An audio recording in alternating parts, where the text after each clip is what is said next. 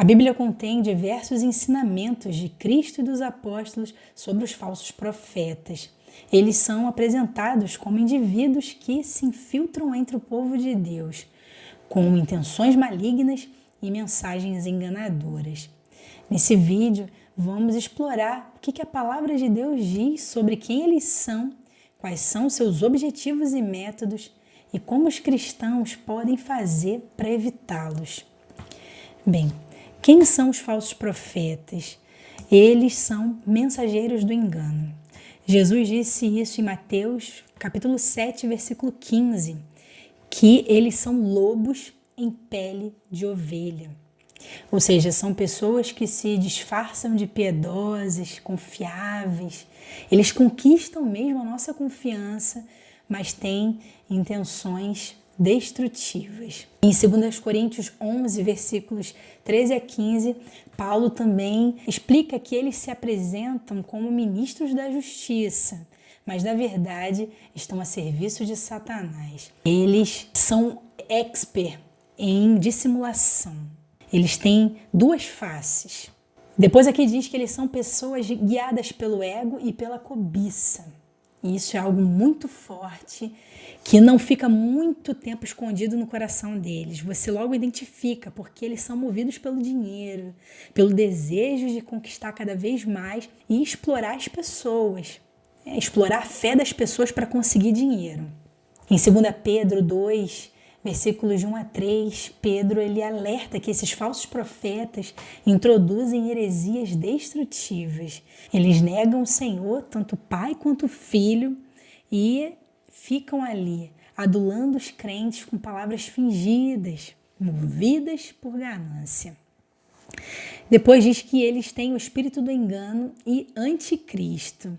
Em 1 João 4, versículos de 1 a 3, João ensina que muitos falsos profetas já têm surgido no mundo e são identificados porque se recusam a dizer que Jesus Cristo veio em carne, aliando-se ao espírito do anticristo. Muitos deles até falam sobre Jesus, mas Jesus não é uma parte essencial de sua mensagem. Eles não dão crédito a Jesus, procuram sempre colocar Jesus como alguém duvidoso, como uma pessoa em que a gente não deve confiar tanto, seus ensinos são contraditórios. Eles tentam mudar a imagem de Cristo. Qual é o objetivo dos falsos profetas? Desviar as pessoas da verdade. Esse é o maior objetivo. Mateus 24, 11, Jesus falou que nos últimos dias falsos profetas surgiriam para enganar, se possível, até os eleitos. Então você vê que o trabalho deles vai ser um trabalho intenso, objetivo, cheios do conhecimento da verdade e do engano, porque para trazer o engano eles precisam saber da verdade. Eles são movidos em fazer com que as pessoas caiam em pedras de tropeço, em questões doutrinárias. Outro objetivo, ganhar poder e riqueza. E como eu falei anteriormente, isso não fica muito tempo escondido no coração deles, de jeito nenhum. Assim como os falsos profetas do Antigo Testamento, em Miqueias 3,11, fala que os falsos profetas eram movidos por lucro, profetizando em troca de dinheiro. Então, continua essa mesma intenção, essa mesma raiz de iniquidade. Como eles conseguem entrar nas igrejas? Isso eu gostaria que você prestasse bastante atenção. Primeiramente, eles entram com aparência de piedade. Eles aparecem com a cara de crente, cara de bonzinho. Mateus 7, 21, 23 diz que eles parecem piedosos, realizam até sinais e milagres, mas a sua verdadeira identidade é revelada pelos seus frutos.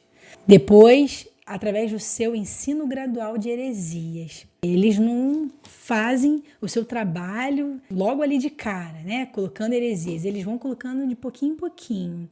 Questões doutrinárias que as pessoas não têm tanta profundidade da palavra e acabam caindo. Então, eles misturam as verdades com as mentiras. E isso vai fazendo com que fique cada vez mais difícil identificar o erro. Uma coisa importante que eu gostaria de falar é que os cristãos eles não podem ser muito fofos. Por que o cristão não pode ser muito fofo? Porque isso pode levá-lo a ser um cristão ingênuo. E a palavra do Senhor diz, o próprio Cristo diz que, olha, eu vos envio no meio de serpentes, de lobos, de escorpiões. Vocês precisam ser prudentes como as serpentes e simples como as pombas. Então precisa ter essa dualidade na vida do crente. Essa prudência que faz com que ele identifique pessoas movidas pelo engano, movidas pelo desejo de destruir os crentes, a igreja de Cristo, mas também tem um coração simples, um coração bondoso, um coração que não representa uma ameaça para o seu próximo, entende? Mas ele não pode ser ingênuo, frágil. Então, um cristão, ele precisa viver os princípios de Jesus, dos apóstolos, né, que falam que temos que ser amorosos, mas precisamos tomar muito cuidado, tem que ter um equilíbrio nesse aspecto. Temos que ser amorosos, mas com cuidado. Jesus teve cuidado. Ele não confiava plenamente nas pessoas, porque existiam pessoas movidas pelo sentimento maligno, satânico, que estão ali fingindo, vivendo uma vida dissimulada. E a palavra do Senhor diz que aqueles que se dizem irmão e não são, nós não temos que nem sentar para comer com eles, nem cumprimentá-los. Por que isso? Por que eu estou trazendo esse assunto? É importante quando já sabemos quem são essas pessoas, né? E isso é uma revelação que não vem apenas de nós mesmos, mas do Espírito Santo e dessa profundidade que a palavra nos revela sobre eles, porque é necessário não compactuar com eles. Porque quando você está perto deles, está junto com eles, você está compactuando com as suas intenções malignas. E isso para Deus é algo terrível. Isso que eu estou dizendo não são palavras minhas, é a própria palavra de Deus que nos ensina. Então vamos continuar aqui, atraindo os vulneráveis. Eles conseguem entrar nas igrejas atraindo os vulneráveis. 2 Timóteo 3, versículos 6 e 7 diz que ele manipulam as pessoas frágeis, né? Como eu disse anteriormente, especialmente aquelas que são ignorantes da palavra e instáveis na fé. Eles usam persuasão e carisma. Romanos 16, 18 diz que eles enganam com palavras suaves e bajulação, conquistando a confiança dos incautos. Ou seja, são pessoas que gostam de observar quem você é e elogiar, falar tudo aquilo que você, no fundo do seu coração, deseja ouvir.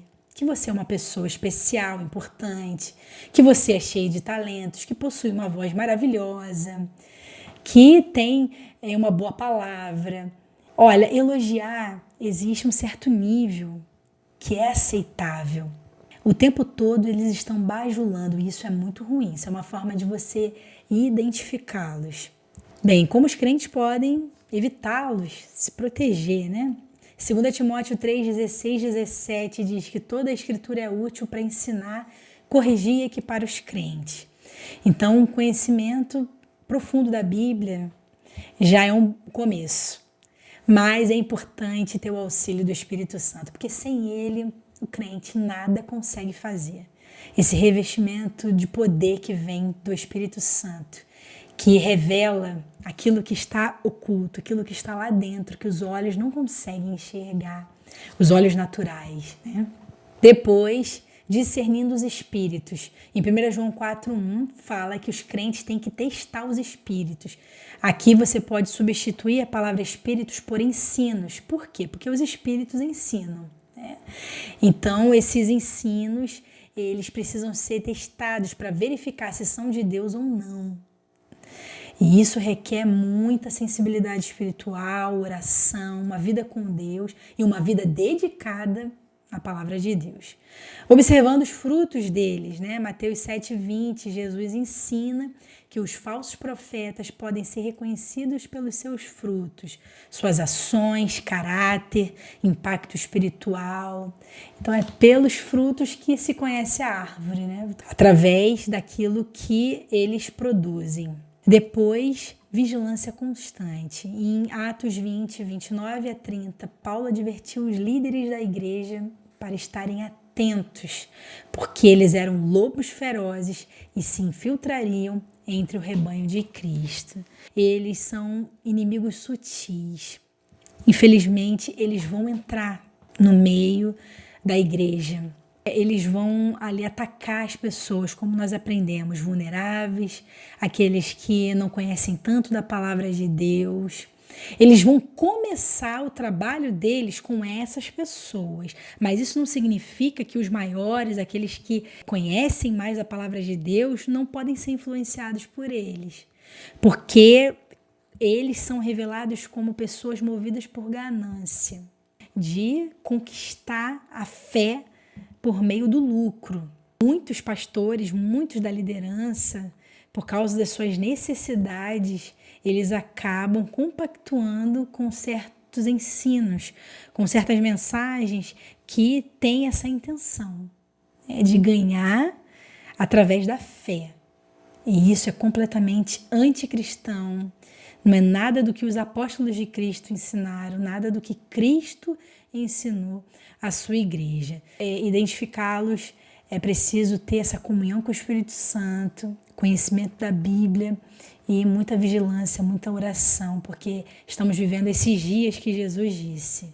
Então é tempo de olhar para a palavra de Deus e buscar o conhecimento, essa revelação, porque dias difíceis já estão às portas.